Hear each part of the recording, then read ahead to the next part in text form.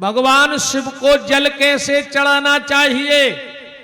कभी भी भगवान शिव के मंदिर में जाके सीधा शिव जी की पिंडी को जल नहीं चढ़ाना चाहिए। और आप में से 99% और लगभग 100% लोग शिव जी के मंदिर में जाके सबसे पहले शिव को ही जल चढ़ाते हो कि नहीं चढ़ाते? सीधा लोटा लिया और पिंडी पे हर हर महादेव हर हर गंगे बोला और चढ़ा दिया, जबकि शिव को ऐसा जल चढ़ता ही नहीं। अगर सीधा जल शिव को चढ़ाओगे तो वो तुम्हें शक्तिहीन कर देंगे। आज समझना कि शिव को जल कैसे चढ़ाना चाहिए। और आपने खूब सावन में शिव जी ढारे हुए हैं, पर ए बार के श्रावण में हम बता रहे हैं कि अब जल कैसे चढ़ाना, कैसे जल चढ़ाना चाहिए भगवान शंकर को। आज की कथा में जरूर ध्यान से सुन लेना। और अगर सीधा लोटा भर के चढ़ा दिया तो तुम शक्तिहीन होते जाओगे धीरे धीरे। अब चाहे वो खान पीन की शक्ति हो, चाहे बोलचाल की शक्ति हो, चाहे चरित्र की शक्ति हो, चाहे विचारों की शक्ति हो, आज व्यक्ति विचारों से भी शक्तिहीन हो गया। जितने लोग अभी पंडाल में कथा में बैठते हो तो कथा भर पता है क्या सोचते हो? जैसे जैसे कथा सुनते हो वैसे वैसे तुम्हारे विचार बनते हैं। अब हम भी मंदिर जाएंगे, अब हम भी पूजा करेंगे, अब हम भी किसी से गलत नहीं बोलेंगे। मतलब सोचते हो कि नहीं सोचते? कब तक? जब तक पंडाल में बैठे हो तब तक। और जो पंडाल के बाहर जाओगे तो चंडाल के चंडाल ही हो जाओगे। ये क्या है? ये हमारे भीतर शक्ति नहीं है विचारों की, कि एक बार जो संकल्प ले लिया मतलब ले लिया। तो यहां तो संकल्प तुमने कर लिया, पर उस संकल्प की शक्ति नहीं है, तो वो पंडाल से तुम्हारे घर तक नहीं गया। पंडाल से घर तक वो नहीं गया।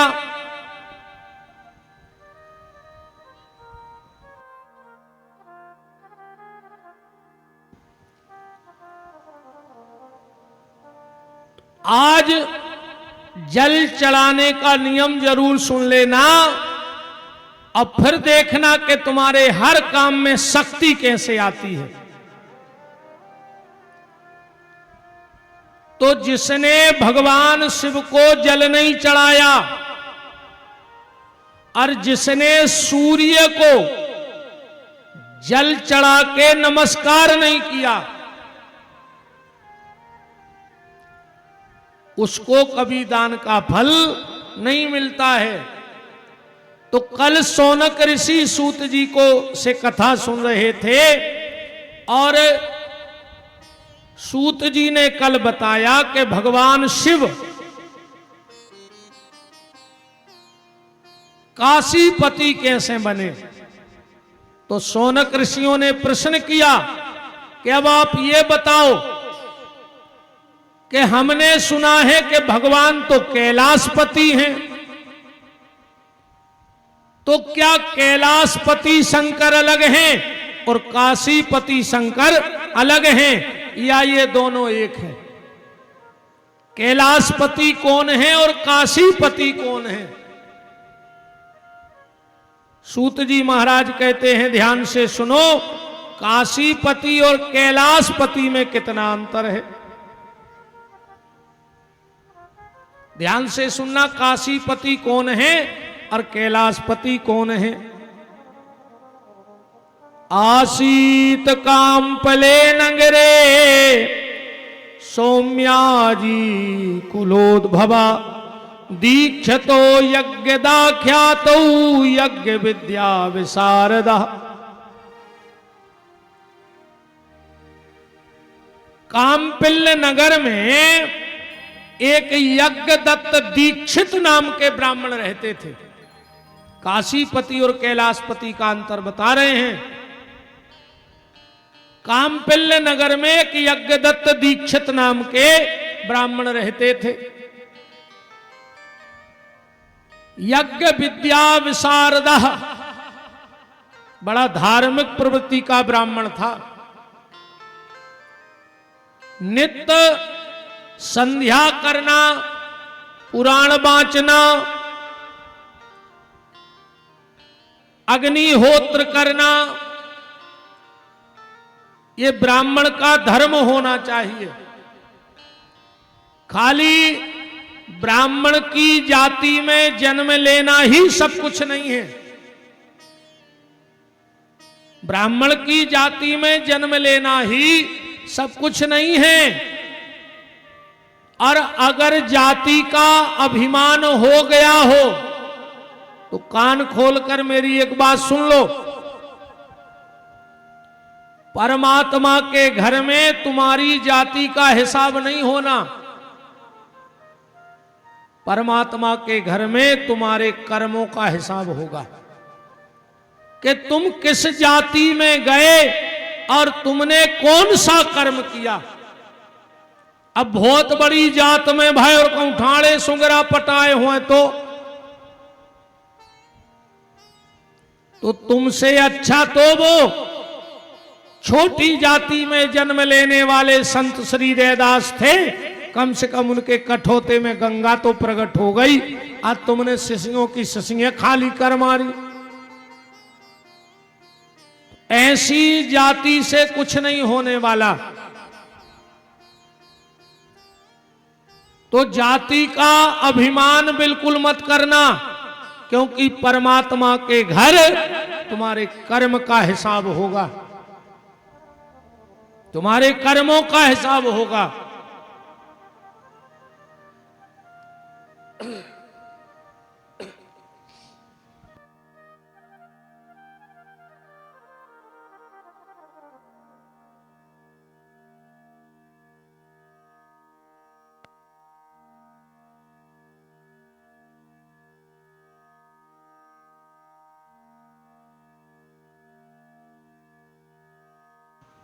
राम तो यज्ञदत्त दीक्षित नाम का जो ब्राह्मण था, उसके एक पुत्र था जिसका नाम था गुणनिधि। यज्ञदत्त दीक्षित जितना सत्कर्म में आगे था, पुत्र उतना ही बिगड़ गया। और एक बात और आज ध्यान से सुन लो, अगर संतान रोगी है तो ये उसका स्वयं का प्रारब्ध है। इसमें माता पिता का कोई दोष नहीं है। संतान अगर रोगी है तो माता पिता का कोई दोष नहीं है, ये उसका स्वयं का प्रारब्ध है। पुत्र अगर गरीब है तो ये उसके पिता का दोष है। पिता के दोष के कारण संतान गरीब होती है। पिता के दोष के कारण संतान निर्धन रहती है। संतान अगर कायर है तो कहीं ना कहीं उसके वंश में दोष है। संतान अगर डरपोक है और कायर है तो उसके वंश में दोष है। और संतान अगर गलत रास्ते पे जा रही है तो कहीं ना कहीं माता की परवरिश में दोष रह गया है। माता की परवरिश में कमी रह गई है, इसलिए संतान गलत रास्ते पे चली गई। इसीलिए मैं बार बार अपनी कथाओं में कहता हूं कि अपनी संतान को बुरी नजर से तो बचाना, पर बुरी संगत से जरूर बचा लेना। बुरी नजर उतना प्रभाव नहीं डाल पाएगी जितनी बुरी संगत प्रभाव डाल देगी। अपनी संतान को संभालो। संपत्ति सब कुछ नहीं है। और हम लोग संपत्ति क्यों कमाते हैं? इसलिए कमाते हैं कि हमारी औलाद सुखी रहे।